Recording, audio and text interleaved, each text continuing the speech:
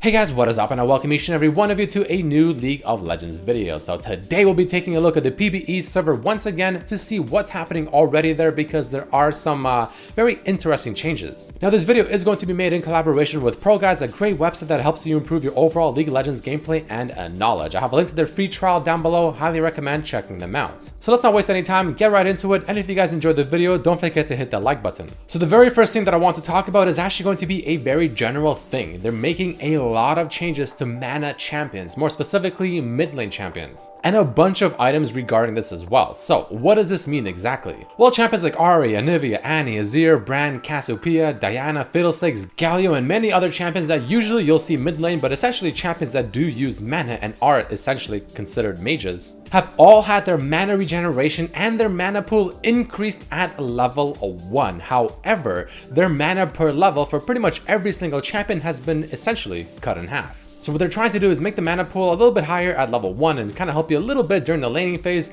but once it actually comes into the part where you have to literally start using your mana to clear waves and whatnot, and you have to use it in that kind of scenario, well, your mana regeneration is going to be a lot less, half the amount that you're used to. So you can't just sit back, clear waves over and over and over and over, and honestly just draw out the game because, well, you have a wave clear champion, maybe they don't, and suddenly you can't really get sieged on. This is actually a really good change. Now, to kind of make this even more, I guess, prevalent, they're also changing a lot of mana items as well to make this change a bit more impactful. So for instance, the item Remnant of the Watchers, the base mana regeneration has been lowered to half as well, from 50 to 25%. Then you have items like Doran's Ring that received essentially a mini rework to where now it no longer gives you base mana regeneration, it no longer gives you mana on a minion kill, but on the bright side, it does give you 5 mana per 5 seconds, and it gives you plus 5 damage on hit versus minions. So even Doran's Ring itself doesn't give you any mana at all, no more base mana regeneration. So you can't just think about it like, oh, my champion has less mana regeneration, well, okay, I'm just gonna buy a bunch of items that give mana regeneration and I'm good to go. Nope, that is no longer a thing either. Moving along, you can see Spellthief's Edge also no longer gives base mana regeneration. Frostfang now gives you half the amount as well. Tear the Goddess also gives you just overall less mana as well, on top of also costing you an extra 100 gold. The mana cost reduction on it is now 10% rather than refunding you 15% of the mana costs that you use.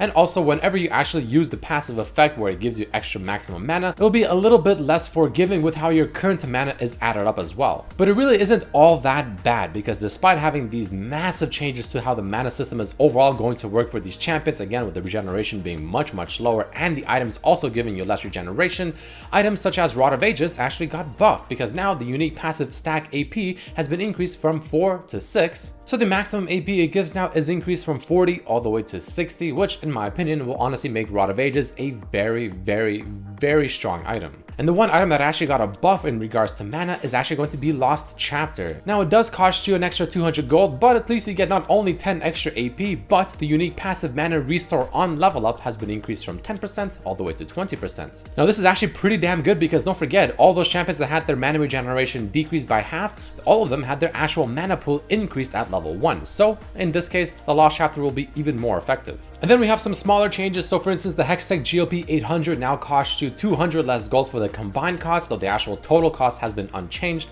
Again, to compensate for the fact that Lost Chapter now does cost you an extra 200 gold. And then you also have Luden's Echo that had the build path slightly changed to where now it's only a Lost Chapter plus also getting a Blasting Wand. The total cost has been decreased by 100, now costing you 3200. And Archangel's build path has also been slightly changed to where now it's just a Tear of the Goddess and a Lost Chapter, rather than also having to buy an extra Amplifying Tome, though the total cost of this item is completely unchanged.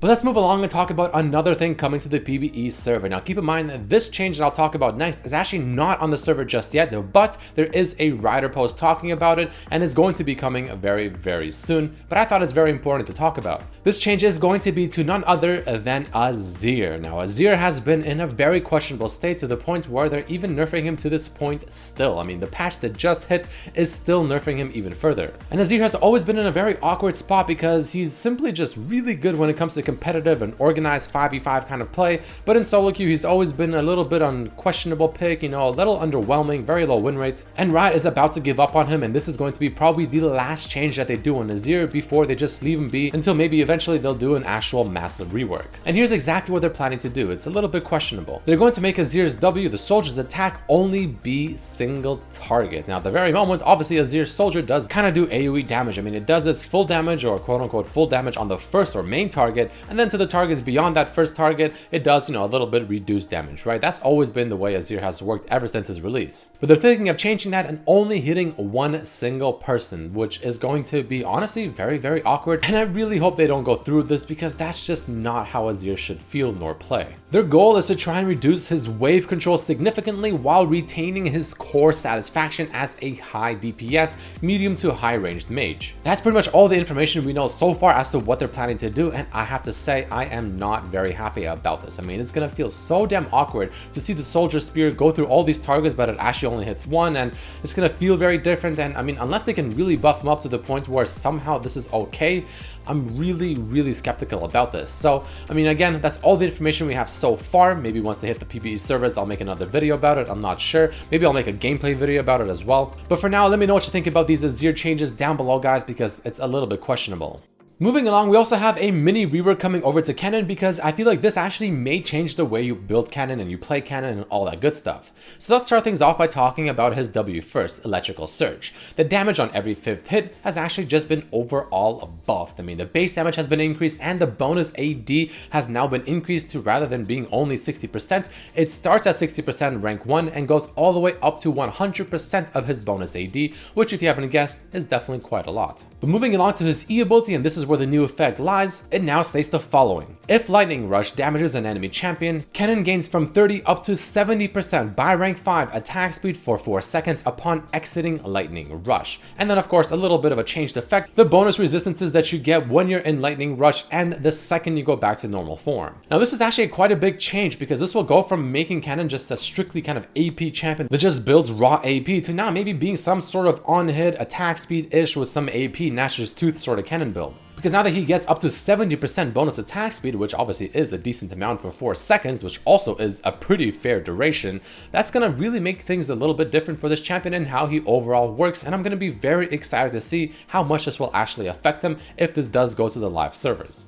Next up, we also have some quick changes coming over to Lux. Now, the bonus attack speed on this champion has been increased from apparently 0% to 10%, I guess just to make things a little bit easier when it comes to last hitting and proccing your passive in lane, and her attack speed per level has been lowered to kind of compensate for that buff. But the main changes are as follows. Her Q, the damage has actually been overall increased, especially at the earlier ranks, and since you leave your Q at rank 1 and max your E first, it's pretty good. And the cooldown on this ability is now 10 seconds at all ranks rather than being 13 seconds rank 1, pretty damn powerful. Then we have her W, the shield that's just been buffed on the way back. Rather than having to hit an ally in order to get an extra amount of shield on the return, it's always extra shield on the return. And she shields herself a bit quicker now as well as she uses the ability. But then her E ability has received some mixed changes. The missile speed has been lowered and the AoE radius has both been lowered. Now this makes sense because I honestly think it's extremely obnoxious facing a Lux because of just how fast and how big the AoE on her E is. It makes it almost impossible to dodge. But having said that, the cost has been lowered on this ability and the cooldown has also been changed from being 10 seconds at all rank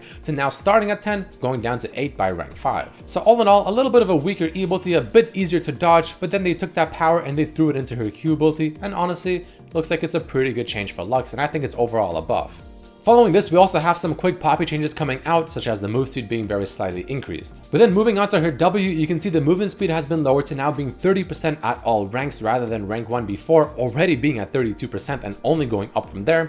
The armor and MR has also been lowered by 5%. The range on her E ability has actually been increased by 50, which isn't a whole lot, but I mean, that's not bad either. But then moving on to her ultimate, there are some pretty interesting changes to where now it's only a 0.75 seconds at all rank knockup if you leave the ultimate ultimate uncharged, so essentially you just double tap it. But in doing so, if you double tap your ultimate and just instantly knock them up in the spot, that champion apparently remains targetable. So you can actually still hit them with abilities and things like maybe a Karthus ultimate and whatnot, which is actually quite interesting. However, if you do charge your ultimate, nothing really changes. They'll still fly away the same duration, same length and everything, and they will continue to remain untargetable. Now, this is actually a very big buff to Poppy ultimate, especially if your jungler is coming into gank and you double tap your ultimate, knock them in the air, but you can still hit them. Very, very strong. Moving along, we have yet another, no memes, Ryze Mini-rework. Now, Ryze is just such a questionable champion at the moment that they're actually doing some pretty disgustingly massive changes, and yeah, I guess we'll just see what happens. So let's start off with his Q ulti first. The base damage on his Q and the extra damage offered by having extra mana have both been decreased, but the AP ratio has been slightly increased. But it now has a new effect that states the following: it deals 14+2 per level % additional damage as true damage to enemies with Flux, which is his E ability, but apparently his E ability's bonus damage has been changed or something. We'll get to that soon. The cost has been heavily increased on this ability as you rank it up, and now the shielding goes from 50 to 150 base rather than starting at 60 and then +5 per level. In the greater scheme of things, not a huge change to how much shield you actually get throughout the game. But then going on to his W, seems like it got actually a buff to where the cooldown has been increased, which I guess is the only bad part, but the damage has been increased by quite a bit. I mean, the base damage is essentially the same, still offers you a 60% AP ratio, but now it scales off of +4% of your bonus mana rather than just 1. However, and this is the interesting part, the CC type has been changed from rooting for 0.75 seconds to now applying a 50% slow that decays over 1.5 seconds. So it seems like it doesn't hold them in place anymore, which is going to be very, very weird. But then it also costs you no longer any mana whatsoever, but it has a new effect to where now casting Rune Prison restores up to 10% of Ryze's maximum mana. Also a very interesting change. Then we have this E ability that had the cooldown change very slightly to where now it's a little bit longer at the earlier ranks, but a little bit shorter at the later ranks of the ability. The AP ratio has been increased by 10%. The bonus mana ratio has been lowered by 1%. It no longer has the overload damage bonus because now the Q does true damage with your E ability combined. If you use your W on a target with Spell Flux on them, now it just increases the amount of slow rather than, of course, increasing the root duration. The spread damage on this ability has been increased from 50% to 100%. The bounce radius, including with the Q ability, has been actually lowered. And then moving on to his ultimate, the ranks on this ultimate has been changed to now actually rank up at 6, 11, and 16 like a regular ultimate rather than being only 6 and 11. But the range on his ultimate is now 4,000 at all ranks, including a rank of 1. For comparison, his ult ultimate, or I guess the one on the live servers, is 3,000 at rank 2. Now that sounds pretty OP, and it kind of is. However, the cooldown has been changed from being 180 at all ranks to being 300 seconds at rank 1, 240 at rank 2, and then back to 180 by rank 3. So all in all, a massive amount of changes coming over to Ryze to where you can honestly almost even consider it a rework because the abilities are just so different now in so many different ways. And I want to hear what you think about this down below. Following this, we have a quick bug fix apparently on Talon that increases the range on his Q ability, which is going to be pretty damn good for Talon players. And the final thing is going to be a mini rework coming over to Unsealed Spellbook to where now you can essentially swap summoner spells wherever you are as long as you're out of combat. You can't go back to the same summoner spell until you've changed at least 3 other summoner spells first. And every time you do swap summoner spells, the cooldown until you can swap again has been decreased by 15 seconds, with your first swap being available at 5 minutes. Honestly, a very interesting take on Unsealed Spellbook, and I'm very curious to see how this will work overall. It sounds a lot more tactical now. But that is going to be it for this video, guys. Let me know what you think about the changes down below. If you enjoyed the video, hit that like button to show your support. But thank you all so much for watching, and I'll see you for the next one. Peace.